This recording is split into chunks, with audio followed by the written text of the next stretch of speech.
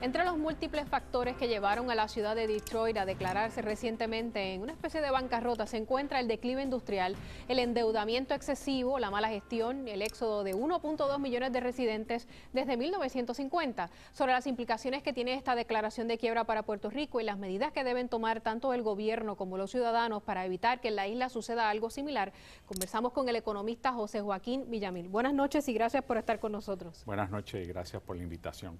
Estas palabras son bien comunes para los puertorriqueños. Éxodo de residentes, mala gestión, endeudamiento excesivo, declive industrial, son variables que tenemos en Puerto Rico también. Bueno, pero yo creo que hay dos cosas. La una es que hay que tener un poco de cuidado con las comparaciones, porque en el caso de Detroit, la pérdida de población es casi 2/3 partes de la población, o sea, tenía 1.800.000 personas y ahora tienen 700.000, o sea que es una pérdida de casi 2/3 partes. Aunque aquí hemos perdido... Aquí hemos perdido probablemente el población. 10% de la población.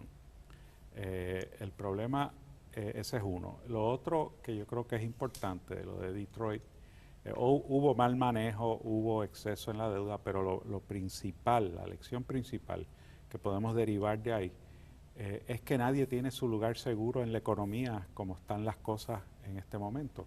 Y en el caso de Detroit, la competencia de los japoneses particularmente llevó a que la industria automotriz decayera en Estados Unidos por un tiempo.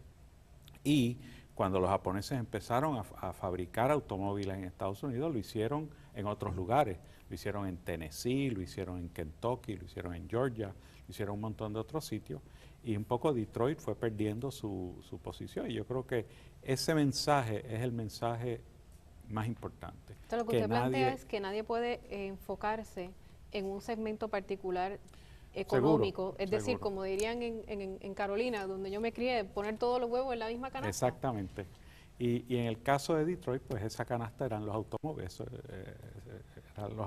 En el caso nuestro, eran las 936. Las 936 fueron en su momento, la industria farmacéutica tiene un rol todavía muy grande en la economía, pero lo tuvo todavía más grande. Y yo creo que cuando uno mira, por ejemplo, el informe de la Reserva Federal, uno de los señalamientos que ellos hacen es la excesiva dependencia en ese sector.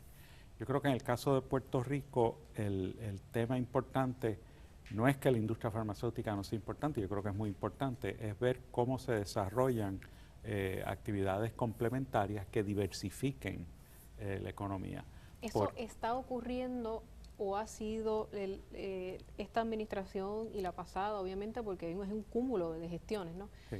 Lo suficientemente agresiva Bueno, como para poder manejar la situación económica y fiscal que enfrentamos actualmente? yo creo que la cuestión fiscal impone unos límites a lo que se puede hacer en otras áreas, pero yo creo que hay varias iniciativas, por ejemplo, el estímulo a las exportaciones de servicios, yo creo que es una iniciativa muy importante.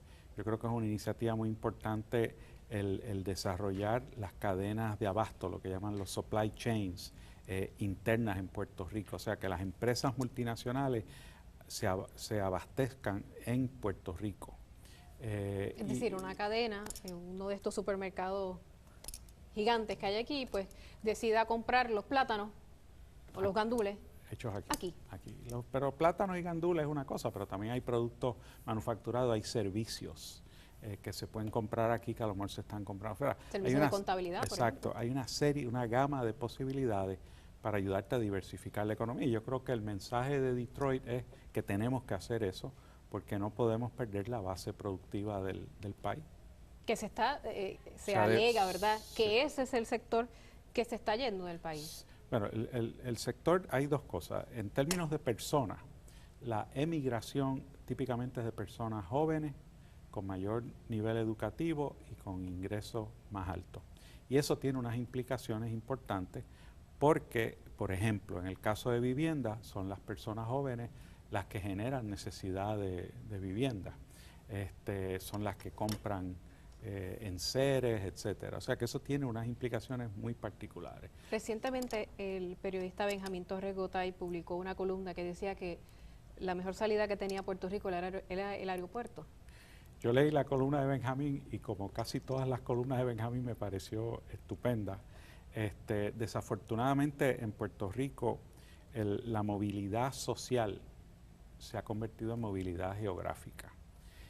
Y eso lo que sugiere es que tenemos que poner en marcha medidas para reactivar la economía y hacerlo con sentido de urgencia. Y que la gente quiera quedarse aquí para producir. Exacto. Aquí. Bueno, Y yo creo que el mejor ejemplo de que si hay la posibilidad de quedarse aquí trabajando, se va a ocurrir, es la empresa aeroespacial, que han empleado 2.000 o 3.000 ingenieros puertorriqueños que de otra manera se hubieran ido. Yo creo que hay que estimular más ese tipo de cosas. Claro que sí. Gracias por haber estado con nosotros. Gracias a ti.